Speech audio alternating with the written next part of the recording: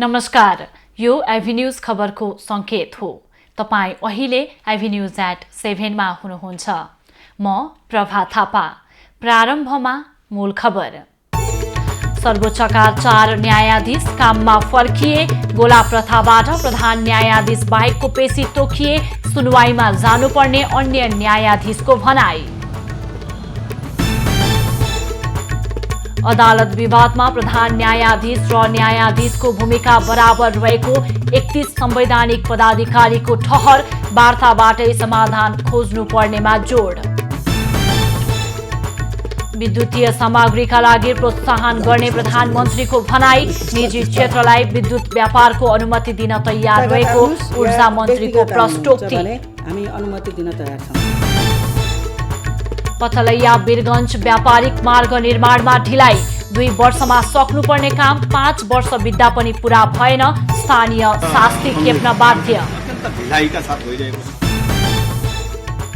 विकास बैंक र फाइनान्स कम्पनीले तोके मुद्दती निक्षेपको अधिकतम ब्याज दर। अधिकतम 10.35% ब्याज दर कायम। ब्याज दरलाई एउटा स्थायित्व भित्र ल्याउँ भन्ने नै। नेपालको कफी निर्यात उत्साहजनक। गत वर्षको तुलनामा 4 करोड भन्दा बढीको कफी बाहिरियो। 9 करोड 60 लाखको कफी चाहिँ निर्यात भएको देखिन्छ। र सीमा क्षेत्रमा रहेका प्रवासीमाथि पोल्यान्डद्वारा बल प्रयोग। आप्रवासीले ढुङ्गा हानेपछि प्रतिकार गरेको सुरक्षाकर्मीको भनाई। अब खबरको सिलसिला प्रारम्भ गरौं न्यायाधीश इजलासमा फर्किए सम्बन्धी प्रसङ्गबाट। प्रधान न्यायाधीश चोलेन्द्र शमशेर जवराको राजीनामा माग गर्दै आन्दोलनमा उत्रिएका न्यायाधीशहरूमध्ये 4 जना इजलास फर्किएका छन्। न्यायाधीशहरू बमकुमार श्रेष्ठ, मनोज कुमार शर्मा र तेजबहादुर केसी, त्यसैगरी कुमार रेग्मी नियमित काममा फर्किएका हुन्। जवराले राजीनामा नदिएसम्म इजलास नफर्कने न्यायाधीशहरूको अडानले 1 सातासम्म सर्वोच्चमा कुनै पनि मुद्दाको सुनवाई भएको थिएन। जवरा विरुद्ध मोर्चाबन्दी गरेका 18 न्यायाधीश मध्ये मंगलबार 4 जना न्यायाधीश इजलास फर्किएर सामान्य मुद्दामा पनि सुनवाई थालेका हुन्। सोमबार नै आन्दोलन छाडेर उनीहरू काममा फर्किने निर्णयमा पुगेका थिए। सर्वोच्च अदालतका न्यायाधीशहरूले प्रधान न्यायाधीशको राजीनामा माग गर्दै नेपाल बार एसोसिएसनले जारी राखेको आन्दोलनमा आफूहरूको पूर्ण समर्थन रहेको बताएका छन्। छलफलमा न्यायाधीशहरूले प्रधान न्यायाधीशको राजीनामा माग्ने, प्रधान न्यायाधीशले तोकेको पेशीमा नबस्ने र बेन्च शेयर पनि नगर्ने विषयमा आफूहरू सहमत रहेको बताएका थिए। तर न्यायाधीशहरूले सेवाग्राहीलाई परेको असुविधाप्रति चिन्ता जनाउँदै गोला प्रथाबाट पेशी तोकिए सुनवाईमा सहभागी हुनुपर्ने धारणा राखेका थिए। अत्यन्त चिन्तित हुनुहुन्छ र उहाँहरू पनि ग्रेसफुल एक्जिट के हुन्छ भन्ने कुरामा हामीले पनि खोजिरहेका छौँ, सोचिरहेका छौँ र छलफल गरिरहेका छौँ भनेर उहाँले भन्नुभएको उहाँहरूले हामीलाई बताउनु भयो। छलफलमा न्यायाधीशहरूले न्यायपालिकाको विकृति र विसङ्गतिका सम्बन्धमा कुनै पनि सम्झौता नगर्ने प्रतिबद्धता पनि जनाएको बारले जनाएको छ। प्रधान न्यायाधीश चोलेन्द्र शमशेर जवराको कोटाबाट नियुक्त भएको भनी आरोप खेपेका संवैधानिक पदाधिकारीहरूले प्रधान न्यायाधीशको बचाउमा वक्तव्य जारी गरेका छन्।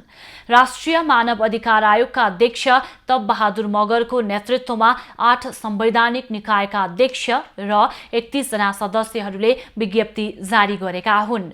उनीहरूले संवैधानिक पदाधिकारीहरूले अदालतको विवादमा प्रधान न्यायाधीश र न्यायाधीशहरू बराबर जिम्मेवार रहेको भनी टिप्पणी गरेका छन् भने बारलाई जिम्मेवार हुन आग्रह गरेका छन्। विज्ञप्तिमा उनीहरूले वार्ताबाट नै समस्याको समाधान खोज्न आग्रह गरेका छन्। केपी ओली प्रधानमन्त्री भएका बेला गत वर्ष अध्यादेश मार्फत संवैधानिक परिषदको बैठक बसेर संसदीय सुनवाई बिना नै संवैधानिक पदाधिकारीहरू नियुक्त भएका थिए।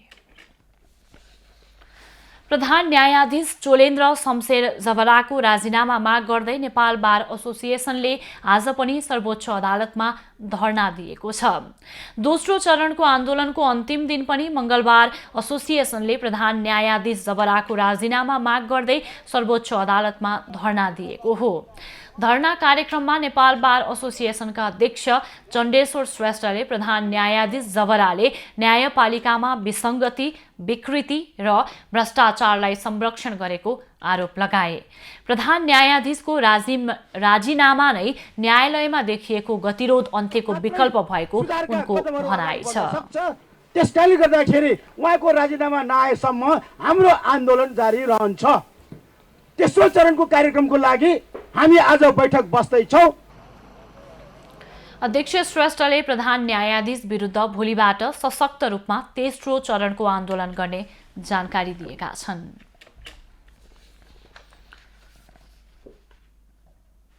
प्रधानमन्त्री शेरबहादुर देउवाले विद्युतीय चुल्हो र विद्युतीय बस सञ्चालनका लागि सरकारले प्रोत्साहन गर्ने बताएका छन्। मंगलबार स्वतन्त्र ऊर्जा उत्पादकहरूको संस्था नेपाल इपानको साधारण सभामा प्रधानमन्त्री देउवाले विद्युतीय चुल्हो र बस सञ्चालनका लागि उद्यमी व्यवसायीहरूलाई सरकार प्रोत्साहन गर्न तयार रहेको बताएका छन्। प्रधानमन्त्री देउवाले देशभर विद्युतीय सामग्रीहरूको प्रयोग गरी देशलाई नमुना बनाउनु पर्नेमा जोड दिए। हामीले किन यो ग्यासको चुलो बनाउने? हामी चाहिँ गाडीहरू हामी यति विद्युत छ कि हामी ब्याट्रीबाट गाडी चलाउन सक्छौँ, बस चलाउन सक्दछौँ। त्यस्तै चाहिँ नि यो हाम्रो चुलो पनि चाहिँ नि इलेक्ट्रिक चुलो हुन सक्दछ। हामी नेपाल कमसेकम नेपालभरिमै हामीले बिस्तार यता जानुपर्छ लाग्छ मलाई। र हामी त्यस्ता जो चाहिँ उद्यमी हुनुहुन्छ, व्यापारी साथीहरू हुनुहुन्छ, मित्रहरू हुनुहुन्छ, जो चाहिँ नि हामी त्यस्ता इन्सेन्टिभ पनि दिन तयार छौँ।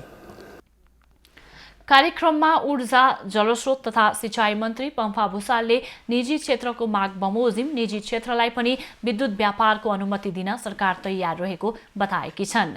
निजी क्षेत्रलाई विद्युत व्यापार गर्न सक्ने विश्वासिलो आधारसहित आउन उनले आग्रह पनि गरिन्। नेपाल विद्युत प्राधिकरणले मात्र गरिरहेको विद्युत व्यापार निजी क्षेत्रले पनि गर्न पाउनुपर्ने कुराहरू उठिरहेको छ। यस सम्बन्धमा मैले अस्ति मात्र इपानका प्रतिनिधिहरूसँगको भेटमा भनेको थिएँ, विद्यमान ऐन कानुनमा यस सम्बन्धमा केही प्रावधान नभएको भए पनि यदि निजी क्षेत्रले हामी यो परिणामको विद्युत यसरी बिक्री गर्न सक्छौँ भन्ने आधारसहित आएमा संस्थागत आउनुहोस् या व्यक्तिगत आउनुहुन्छ भने पनि हामी अनुमति दिन तयार छौँ। मन्त्री भूषालले नेपालमा विद्युत उत्पादनको तुलनामा विद्युतको माग र खपत बढ्न नसकेका कारणले उत्पादित विद्युत खेर गइरहेको बताएकी छन्।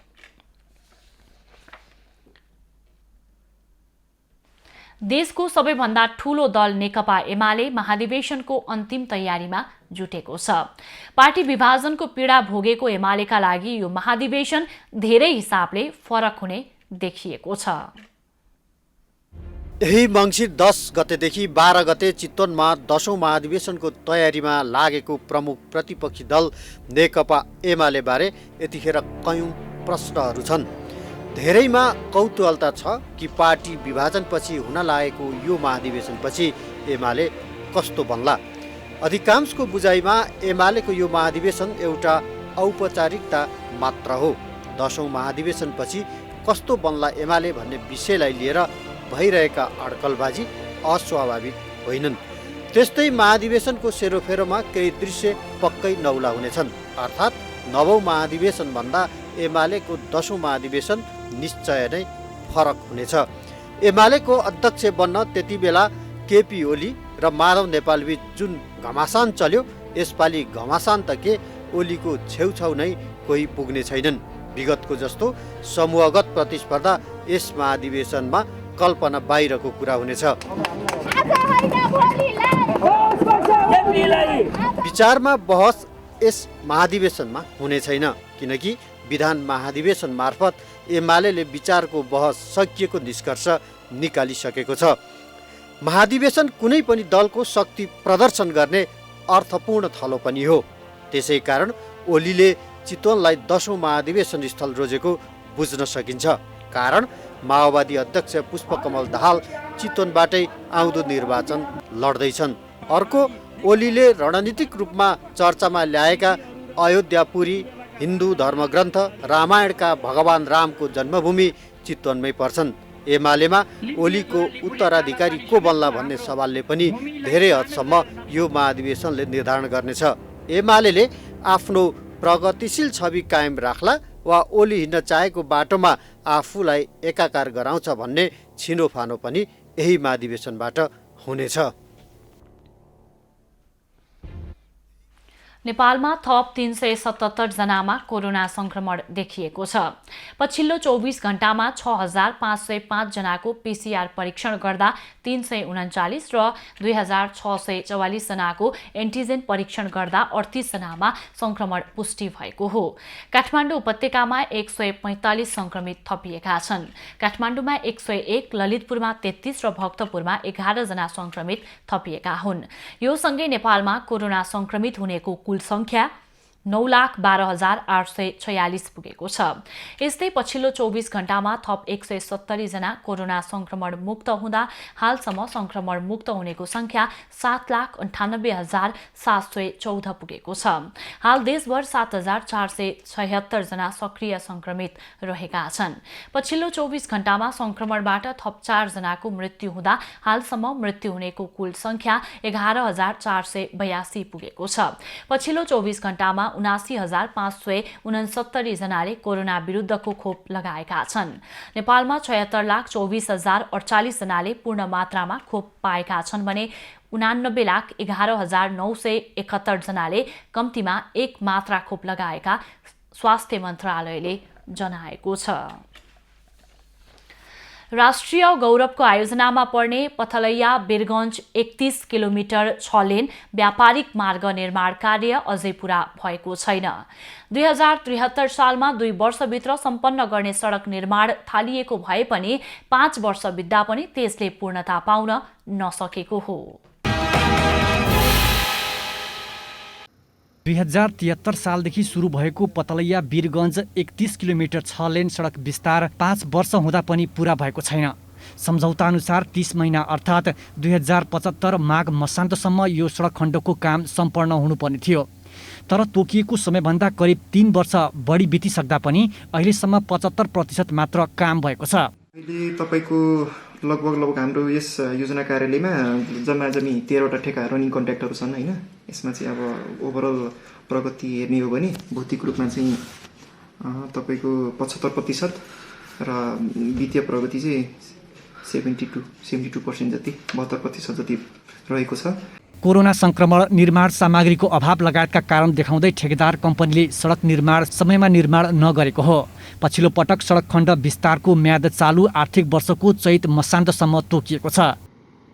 सम्पूर्ण ठेकाहरूको चाहिँ 2078 साल साउन मसान्तसम्म चाहिँ म्याद सकिसकेको थियो र अस्ति भर्खरै भएको मन्त्री परिषद 5/3/78/53 को निर्णयले होइन कोरोना प्रभावित ठेकाहरूलाई लगभग चैत मसान्तसम्म म्याद थप्ने निर्णय भइसके पछाडि हामीले त्यो हिसाबले फाइल पनि पठाएर म्याद थप भएर पनि आएको छ होइन। निर्माण सामग्री, निर्माण स्थल, प्राविधिक कारणले विगतमा सडक निर्माणको म्याद थप भए पनि अब भने ठेकेदारलाई समय नदिने सडक आयोजनाले जानकारी दिएको छ। तोकिएको समयमा सडक विस्तार पूरा नहुँदा आसपासका बासिन्दा भने शास्ति बेहोर्न बाध्य छन्। सरकारी निकायकै कारण सडक निर्माणमा ढिलाइ भएको जितपुर सिमरा सार्वजनिक सरोकार समितिको भनाइ छ। जसले चाहिँ ठेक्का लिएको थियो ठेकेदार, त्यो ठेकेदार समेत भागेको स्थिति छ र उसले चाहिँ अर्कोलाई चाहिँ पेटी क्यासमा दिएको स्थिति छ र यसलाई कडाइ गरेर काम गर्न सकेको हुन्छ। होइन भने अब सिमरामा त बनेको छ, अहिले कम्प्लिट हुन बाँकी छ। तर साँच्चै भन्दा जितपुरको अवस्था चाहिँ अत्यन्त गम्भीर छ। काम अत्यन्त ढिलाइका साथ भइरहेको छ। व्यापारिक मार्गको वीरगञ्ज पतलैया सडक खण्ड अन्तर्गत पतलैया चोकदेखि सूर्य नेपाल सिमरासम्म 94% सडकको काम सकिएको छ। सूर्य नेपालदेखि सैनिक ब्यारेक जितपुरसम्म 55% सडकको काम पुरा भएको छ। सैनिक ब्यारेकदेखि परवानीपुरसम्म 80%, परवानीपुरदेखि गण्डक चोकसम्म 91% सडकको काम सकिएको छ। परवानीपुरदेखि गण्डक नहरसम्म 60%, गण्डक नहरदेखि हरपतगञ्जसम्म 83%, हरपतगञ्जदेखि सिर्सिया सुक्खा बन्दरगाहसम्म 66% सडकको काम मात्रै पुरा भएको छ। दर्शकबिन, करिब 2 वर्षमा सम्पन्न गर्ने गरी सुरु गरेको आयोजना हो पतलैया वीरगञ्ज व्यापारिक मार्ग। तर आयोजनाले अहिले 6 वर्षमा प्रवेश गरिसकेको छ। तर निर्माण कार्य भने सम्पन्न हुन सकेको छैन। एबी न्युज खबरका लागि 12बाट इन्दिप पेरालको रिपोर्ट।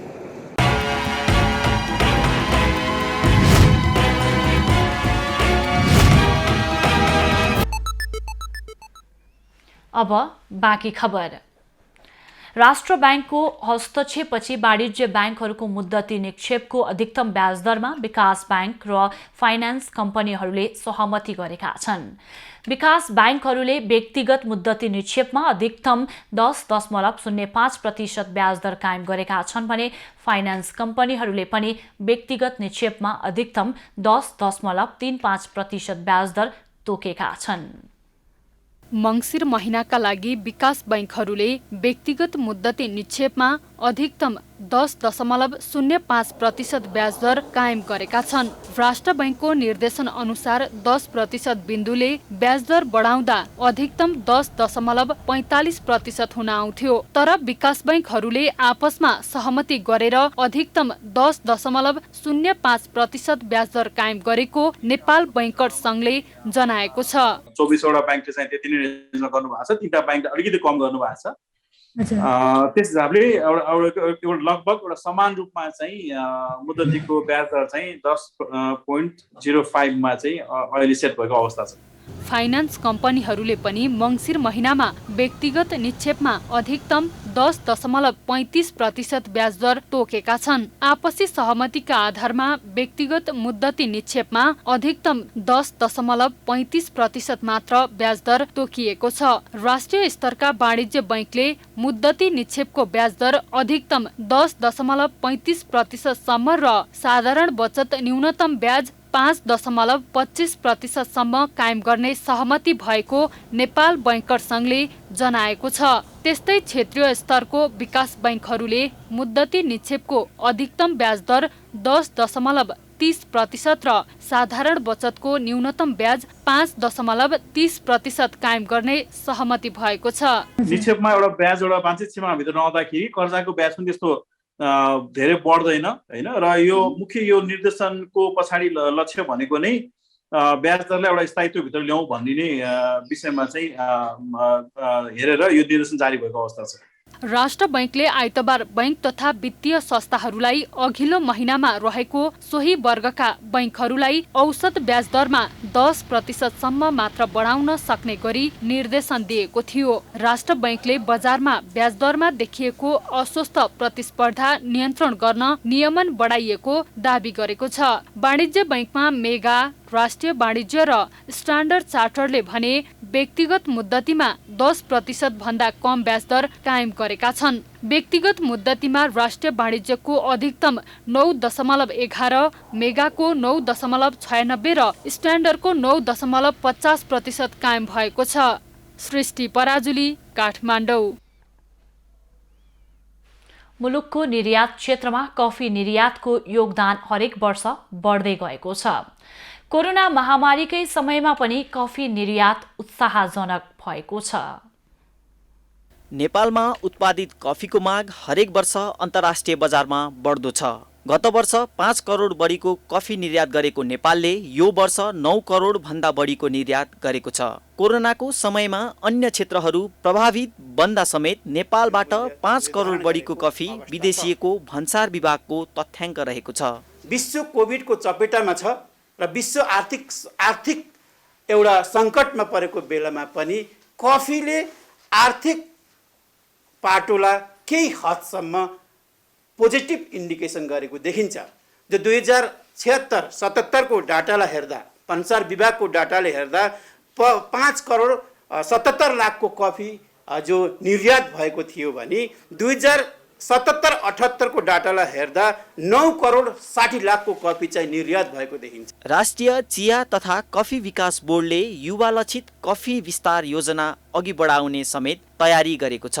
हाल नेपालमा उत्पादित कफीको माग अन्तर्राष्ट्रिय बजारमा उच्च रहेकोले युवा लक्षित योजना मार्फत त्यसको परिपूर्ति गर्ने लक्ष्य लिएको छ। यसै सिलसिलामा यो आर्थिक वर्षको 1 वर्षको ड्युरेसनमा राष्ट्रिय चिया तथा कफी विकास बोर्डले नेपालमा सम्भावित जो कफी उत्पादन गर्ने सकिने 6 वटा प्रदेश 2 नम्बर क्षेत्रको बेगर 6वटा प्रदेशमा चाहिँ सम्भाव्यता अध्ययन गरी प्रत्येक प्रदेशमा चाहिँ कफी विस्तार गर्न सकिने सम्भावना सहित आगामी वर्षमा कफीमा युवा लक्षित प्रोग्राम राख्ने योजना बनाएको छ। नेपालले कफीको उत्पादन क्षेत्र र उत्पादकत्व बढाएर अन्तर्राष्ट्रिय बजारमा निर्यात बढाउनेतिर सरकारवाला जुट्नुपर्ने आवश्यकता रहेको छ। भक्तपुरमा अधिकांश खेतको धान खेतीमा दाना नलागेपछि किसानहरू मर्कामा परेका छन्। राम्रो उत्पादन हुने भन्दै खेतमा चाइनिज हाइब्रिड बिउ लगाए तापनि ठिक विपरीत भएपछि किसानहरू चिन्तित भएका हुन्। भक्तपुरको करिब 1300 रोपनी जमिन क्षेत्रको धानमा दाना नलागेपछि किसानहरू मर्कामा परेका छन्। चाँगुनारायण नगरपालिका र सूर्य विनायक नगरपालिकाका किसानहरू दाना नलाग्ने समस्याबाट पीडित भएका हुन्। किसानहरूले राम्रो उत्पादन हुने भन्दै चाइनिज हाइब्रिड धानको बिउ जमिनमा रोपेका थिए, तर यसपालि सो जातको बिउबाट रोपिएको धानमा दाना नलागेपछि किसानहरूको लगानी बालुवामा पानी हाले जस्तै भएको छ।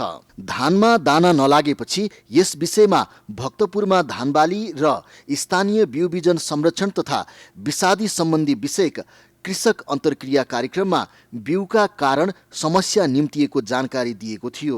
कार्यक्रममा उपस्थित कृषि विज्ञहरूले कमसल बिउ बिजनकै कारण समस्या आएको बताएका थिए। राज्यको नीति कमजोर भएकै कारणले गर्दा अहिले खेती जमिनहरू दिनानु दिन सकिने गएको छ। त्यो तपाईहरुले सबैलाई हाम्रो स्थानीय बिउलाई नाच्नु हुँदैन, जति हुन्छ यो बिउलाई अफिसमा रोपे जस्तै पाइसिना रोप्नु, सबै खुमा चाला छला रोप्नु, आफू पनि नभने छाम्नु त पर्छ।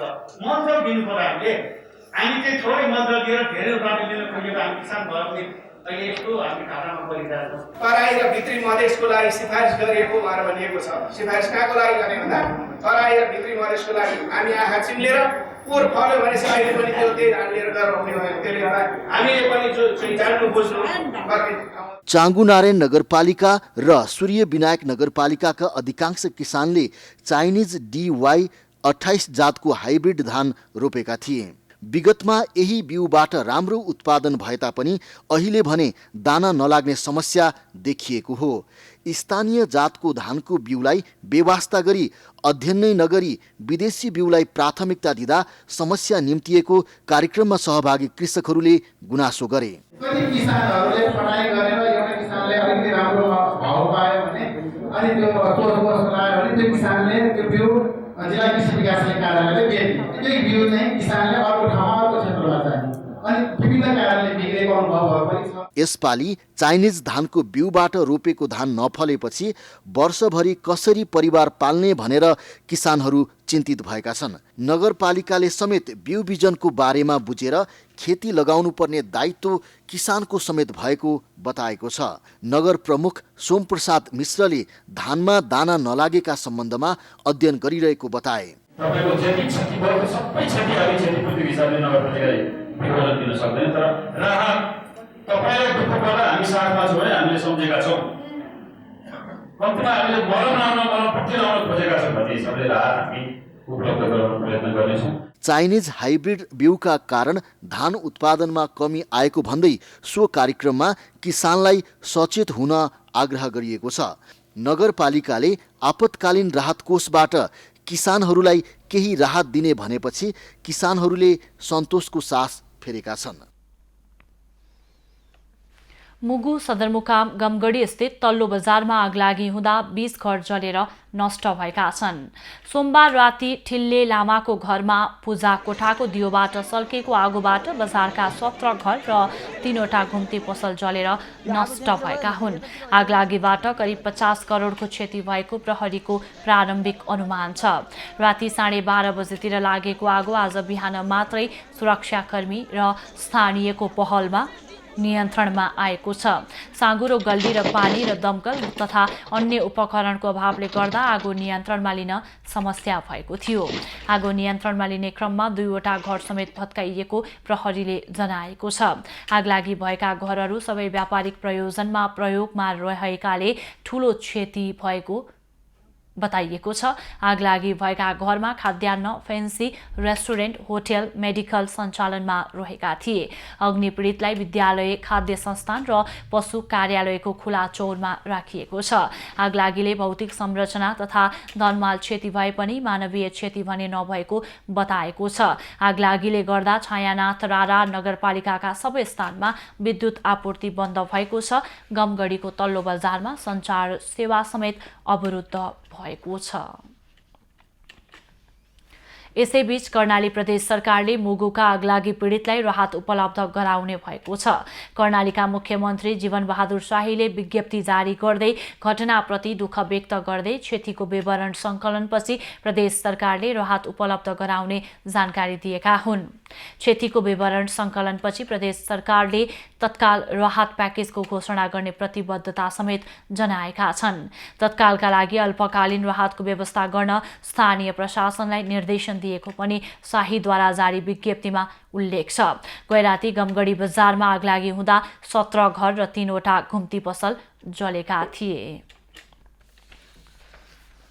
कोरोना महामारीका कारण देश फर्कन नपाएका चिनिया नागरिकले काठमाडौँको हात्तीसार स्थित चिनिया दूतावासको भिसा सेन्टर अगाडि प्रदर्शन गरेका छन्। महामारी र ट्रान्जिट भिसाका कारण लामो समयदेखि नेपालमै रोकिएका उनीहरूले आफूहरूलाई तत्काल देश फर्काउनु पर्ने माग गरेका छन्। प्रदर्शनमा सहभागीहरूले 5 महिनादेखि कामविहीन भएको र होटेलमा बस्नु परेको गुनासो गरेका छन्।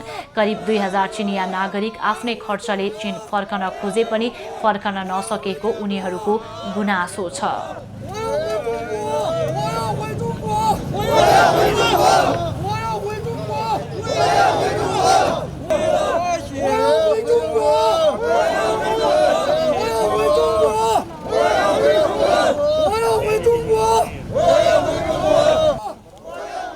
चिनिया नागरिकलाई फर्काउने विषयमा दूतावासले पहल गरिरहेको बताएको छ। काभ्रेको रोसी गाउँपालिकाको जुगेपानी पौवामा रहेको चीज उत्पादन केन्द्रले दुर्गमका किसानलाई फाइदा दिएको छ। दुग्ध विकास संस्थानले चीज उत्पादन केन्द्र सञ्चालनमा ल्याएपछि पशुपालन गर्नेको संख्या समेत बढेको छ। काभ्रेको दुर्गम मानिने रोसी गाउँपालिका वडा नम्बर 11 जुगेपानी पौवामा रहेको चीज उत्पादन केन्द्रले दुर्गमका किसानलाई निकै सजिलो भएको छ। चीज उत्पादन केन्द्र 2027 सालमा साबिकको भीमखोरी गाविस वडा नम्बर 1 जुगेपानी पौवामा दुग्ध विकास संस्थानले सञ्चालनमा ल्याएको थियो। चीज उत्पादन केन्द्र सञ्चालनमा आएपछि गाउँमा पशुपालन गर्नेको संख्या समेत बढेको छ। गाई भैँसी पाल्नले चाहिँ बढी प्रोत्साहित भइरहेछ, किनभने दुध सही मूल्यमा बेच्नु पाइरहेछ। त्यसले गर्दाखेरि राम्रो छ। अब प्राइभेट भइदिएदेखि चाहिँ उनीहरूको खेल हुन्थ्यो।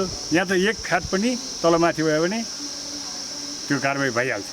उत्पादन केन्द्रमा भीमखोरीको कातार्चे, केराबारी, पौवा, सेरे, छिमेकी जिल्ला सिन्धुलीको घ्याङलेख गाउँपालिकाका विभिन्न ओडाहरूबाट सहकारीले दूध सङ्कलन गरेर ल्याउने गरेका छन्।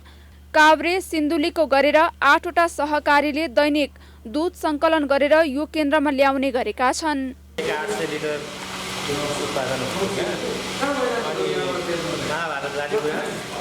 अनि शिखरचुली संस्था अनि अनुशासन सहकारी संस्था, धर्मेश्वर सहकारी संस्था, झ्याङडाँडा सहकारी संस्था भन्ने छ, अनि सुनाखानी सहकारी संस्था भन्ने सिन्धुली, अनि गौमटी सहकारी संस्था भन्ने 8वटा संस्थाबाट दूतावास दैनिक।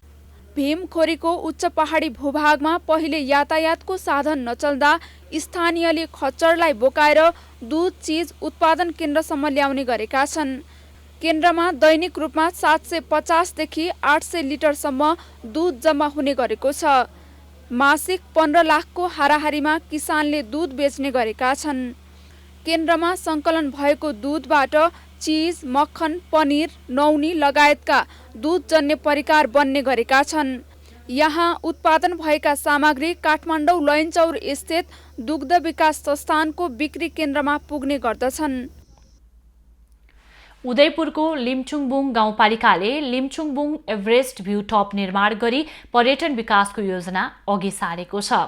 सगरमाथा लगायत 6वटा अग्ला हिमाल अवलोकन गर्न सकिने स्थलमा स्थानीय तहले धमाधम पूर्वाधार थप गरिरहेको हो। उदयपुरको लिमचुङबुङ 3 मा पर्ने दोबाटे डाँडाबाट सिधै सगरमाथा लगायतका हिमालहरू सिधै हेर्न सक्ने भएकाले स्थानीय तहले यो ठाउँलाई लिमचुङबुङ एभरेस्ट भ्यू टप नामाकरण गरेको छ। यहाँबाट देख्ने अन्य हिमालहरूमा कञ्चनजङ्घा, लोत्से, मकालु चोयु र धौलागिरी हुन्। लिमचुङबुङ पारिरहेको खोटाङ हलेसीले नछेक्ने भएपछि सोलुमा पर्ने सगरमाथा लगायतका हिमालहरू सिधै अवलोकन गर्न सकिने भएको हो। भविष्यमा लाखौं पर्यटक आउने दाबी पालिकाको छ। लिमचुङबुङ गाउँपालिकाले चाहिँ एभरेस्ट भ्यू टपको निर्माण गरेर चाहिँ पर्यटनको चाहिँ विकास गरेर जनतालाई चाहिँ धनी बनाउने र गाउँपालिकाको चिनारी विश्वभरि पुर्याएर पर्यटन लाखौं पर्यटक भित्र्याएर चाहिँ आर्थिक समृद्धि हासिल गर्ने योजना बनाएको छ। विश्वका 10 मध्ये नेपालमा 8 वटा 8000 माथि रेन्जका हिमाल छन्। त्यसमध्ये मनासलु र अन्नपूर्ण बाहेक अन्य 6 वटा लिमचुङबाट देखिने भएपछि यो ठाउँलाई स्थानीयले प्रकृतिको उपहार मानेको छ। हिमाल आसपासका जिल्ला मध्ये सबैभन्दा राम्रो दृश्यावलोकन त्यहाँबाट हुने दाबी स्थानीयको छ। एकदम राम्रो लागेछ पर्यटकीय क्षेत्र। अहिले यहाँ के हुन्थेन होइन। अहिले हाम्रो मिजाज कुमार राई भन्ने अध्यक्ष उहाँहरूले यहाँ विजय भनेर आउनुभयो र यहाँ चाहिँ यति विकास गर्न चाहिँ उहाँहरूले एकदम प्रयास गरिराख्नु भएको छ। सुन्दर हिमाल र उदाउँदो सूर्य दृश्य अवलोकनले पर्यटकहरू आकर्षित गर्ने निष्कर्षका साथ सो ठाउँलाई प्रमुख पर्यटकीय स्थल घोषणा गरिएको छ। स्थानीय तह मात्र नभई उदयपुर र 1 नम्बर प्रदेशकै उत्कृष्ट पर्यटकीय स्थल बन्न सक्ने दाबी स्थानीय तहको छ। यो भ्यू टप भनेको हामीलाई राम्रो लाग्छ। बाहिरको मान्छे आउँछन् यहाँ, यो सबैतिरको नै आउँछ नि पिकनिक खान। बारा यो माछाकोतिरको नै आउँछ। सो ठाउँलाई पर्यटकीय विकास गर्ने उद्देश्यले स्थानीय तह र पर्यटन मन्त्रालयको लगानीमा 72 फिटको एभरेस्ट भ्यू टावर निर्माणको काम थालिएको छ। 3 वर्षसम्म हरेक वर्ष मन्त्रालयले 1.5 करोड र पालिकाले 50 लाखको दरले लगानी गर्ने गरी निर्माण कार्य अगाडि बढाएको छ। यस ठाउँको पर्यटन विकास गर्न सके लिमचुङबुङ गाउँपालिका र उदयपुर जिल्ला मात्र नभई सिङ्गो 1 नम्बर प्रदेश र देशकै पर्यटनलाई माथि उकास्ने सम्भावना प्रशस्त छ। उदयपुरबाट भोटराज राईको रिपोर्ट। खबरको सिलसिला अझै जारी छ, हामी सँगै रहनुहोला। दर्शकवृन्द, ललितपुरको पाटनमा कार्तिक नाच जारी छ। गत 24 गतेबाट सुरु भएको कार्तिक नाचको बारेमा थप जानकारी दिन हाम्रो प्रत्यक्ष सम्पर्कमा हुनुहुन्छ हाम्रा संवाददाता सुसन रामदाम।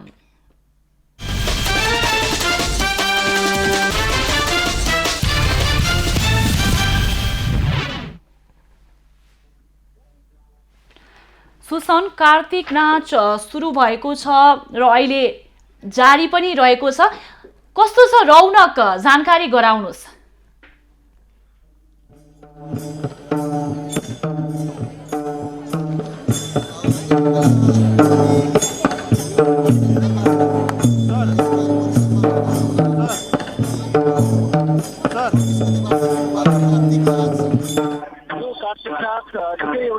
महत्त्वपूर्ण छ। नेपाली परम्परागत संस्कृति अनुरूप यो नाचको प्रचलन अगाडि बढ्दै आएको छ। त्यस कारणले गर्दाखेरि आज खास गरी यो कार्तिक नाचमा बराहा नाच हुँदैछ र यो कार्तिक नाचको विषयमा कुराकानी गर्नको लागि यति बेला हामीसँग कार्तिक नाच संरक्षण समिति मङ्गल बजार ललितपुरका किरण चित्रकार हुनुहुन्छ, उहाँ अध्यक्ष हुनुहुन्छ। हामी उहाँसँग कुराकानी गर्न गइरहेका छौँ। हजुर नमस्कार। धन्यवाद। यो कार्तिक नाचको महत्त्वको बारेमा अलिकति ऐतिहासिक महत्त्वको बारेमा प्रकाश पारिदिनु न संक्षिप्तमा। यो कस्तो हो, यसको ऐतिहासिक महत्त्व भन्नाले किनभने यो 380 वर्ष पुरानो है। 380 वर्ष पुरानो राजा सिद्धनरसिंह मल्लको पालामा उनका गुरुद्वय हरिवंश उपाध्याय र विश्वनाथ उपाध्यायले को सल्लाहमा देश र जनताको कल्याणको लागि यो नाच सुरु भएको है। यसको अनि ऐतिहासिक एउटा धार्मिक है पक्ष के भन्दाखेरि चाहिँ यो एउटा चाहिँ तान्त्रिक पक्षमा पनि आधारित नाच हो। जुन आज तपाईँहरूले देख्दै हुनुहुन्छ यो बराह नाच र भोलिको नरसिंह नाच, यिनीहरू चाहिँ यो तान्त्रिक विधिबाट चाहिँ नचाइने नाचहरू हो। आजको यो बराह नाचमा खास गरी के हुन्छ? आजको बराह नाचमा जुन यो विष्णुको तेस्रो अवतारको रूपमा बराह अवतारलाई लिइन्छ। आजको दिनमा यो विष्णुले वराह अवतार लिएर चाहिँ दानवराज हिरण्यक्ष आज हिरण्यक्षलाई चाहिँ यो वराह अवतारबाट चाहिँ वध गराइने दृश्यहरू देखाइन्छ। र अब भोलि अन्तिम दिन होइन, भोलि चाहिँ कसरी समापन हुन्छ? भोलिको दिनमा भनेको जुन यो नृसिंह अवतारमा चाहिँ नृसिंहले हिरण्यकशिपुलाई वध गरिसकेपछि अनि त्यसपछि चाहिँ नृसिंहको क्रोध शान्त पार्नको लागि अप्सरा नृत्य गराइन्छ। त्यो बाहेक अर्को पाटो भनेको जुन मूर्छित हिरण्यकशिपुलाई चाहिँ यहाँ पछाडि हाम्रो बुवा छ भन्ने छ, त्यहाँ लगेर चाहिँ उसलाई नृसिंह पुजारीले चाहिँ पानी ल्याएर यो हाम्रो यो मङ्गल हिटीको मङ्गल धाराको पानी ल्याएर मन्त्रोच्चारणबाट चाहिँ फुकेर त्यो पानी खुवाएपछि जब बिउझाएर घर लगिन्छ त्यसपछि चाहिँ यो नाच समापन भइन्छ। अब यो कार्तिक नाच सम्पन्न भइसकेपछि चाहिँ यसले देश र जनताको हितमा के सन्देश दिन्छ र के कामना गर्नुहुन्छ तपाईँहरू? हामीले अब भनौँ अघि मैले भने चाहिँ यो नाच सुरु भएकै देश र जनताको हितको लागि हो। भनौँ अब हाम्रो देशमा जनतालाई सुख होस् र रोग व्याधि नलागोस्। जुन अहिले पनि यो कोरोनाको महामारी चलिरहेको छ, हामी विश्वास गर्छौँ कि यो नाचबाट चाहिँ यो कोरोनाको महामारी पनि चाँडै नै हटिजानेछ र साथसाथै यो हाम्रो सम्पूर्ण जनताहरूलाई चाहिँ यसले चाहिँ सुख प्रदान गर्नेछ भन्ने हाम्रो विश्वास पनि छ यसमा। अब अहिलेसम्म यो कार्तिक नाचको अवलोकनको लागि के कति सङ्ख्यामा आउनुभयो, यहाँहरूले कसरी आँकडा राख्नु भएको छ? अब यसको लागि यति नै भनेर त हामीले कुनै त्यस्तो आँकडा छैन, तर विगतका वर्षहरूमा भन्दा पनि यो वर्ष कोभिडको एउटा जोखिम रहँदा पनि यसमा दर्शकहरूको धेरै हामीले उपस्थिति पाएका छौँ। जुन आजको दिन विशेष र आजको र भोलिकोमा चाहिँ अझ धेरै दर्शकहरू चाहिँ हामीले पहिला पनि धेरै हुन्थे, तर यो वर्ष चाहिँ अझ धेरै हुने हामीले अपेक्षा गरेका छौँ। किन भन्दाखेरि मान्छेहरू चाहिँ यो कोभिडको कारणले चाहिँ सायद घरमा धेरै बसेका पनि थिए र साथसाथै यो गत वर्ष हामीले यो नाच चाहिँ बिना दर्शक देखाएका थियौँ। त्यो कारणले गर्दाखेरि पनि यो नाच हेर्न आउने दर्शकहरू चाहिँ योपालि हामीले अझ बढ्ने अपेक्षा राखेका छौँ। यसको लागि हामीले भनौँ अब पहिलाका दिनहरूमा भए चाहिँ यो यसमा कुर्सीको व्यवस्था थिएन। हामीले चाहिँ अब भनौँ हामीले चाहिँ अब यो सोसियल डिस्टेन्सको हिसाबले कुर्सी राखेका थियौँ, तर चाहिँ अब दर्शकहरूले चाहिँ आफूले तानेर सँगसँगै बस्नुभयो। धन्यवाद। उहाँ हुनुहुन्थ्यो कार्तिक नाच संरक्षण समिति मङ्गल बजार ललितपुरका अध्यक्ष किरण चित्रकार। हामीले उहाँसँग कुराकानी गऱ्यौँ र यो कार्तिक नाचको रौनक यति बेला सुरु हुन थालेको छ र यहाँ पुराना बाजाहरू जुन चलन चल्तीका बाजाहरू छ त्यो बाजा यहाँ बजाइरहनु भएको छ र केही समयपछि अब कार्तिक नाच अन्तर्गतको बराह नाच सुरु हुनेछ प्रभा, र त्यस लगत्तै भोलिको दिन समापन गर्ने कार्यक्रम रहेको किरण चित्रकारले बताउनु भएको छ र त्यस अवसरमा बराह अवतारले देश र जनताको हितमा कल्याण गर्दै यसै गरी विभिन्न तान्त्रिक विधिबाट कार्यक्रमको समापन गरेर देश र जनताको हितको लागि कामना गर्दै यो कार्तिक नाच यो वर्षको समापन हुने हामीलाई जानकारी गराउनु भएको छ। यति भन्दै हामी यो प्रत्यक्ष प्रसारणबाट बिदा हुन्छौँ। धन्यवाद। धन्यवाद सुसन। उहाँ हुनुहुन्थ्यो हाम्रा संवाददाता सुसन रामदाम। ललितपुरको पाटनमा कार्तिक नाच जारी रहेको छ। गत 24 गतेबाट सुरु भएको नाच आज पनि जारी छ र आज बराह नाच रहेको छ भने भोलि समापन गरिने बताइएको छ।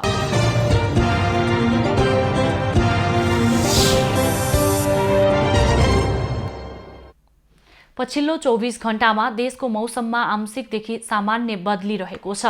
आज राति देशको पहाडी भूभागमा आंशिक बदली रही बाँकी भूभागमा मौसम सामान्यतया सफा रहने जल तथा मौसम पूर्वानुमान महाशाखाले जनाएको छ।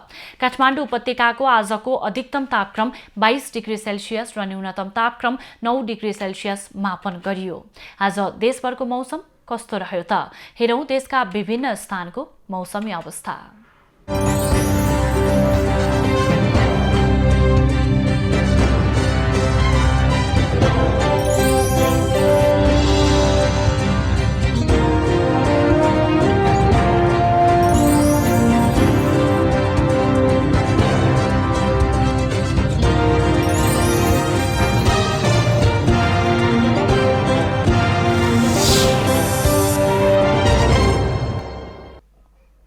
अहिलेलाई खबरको क्रम यति नै।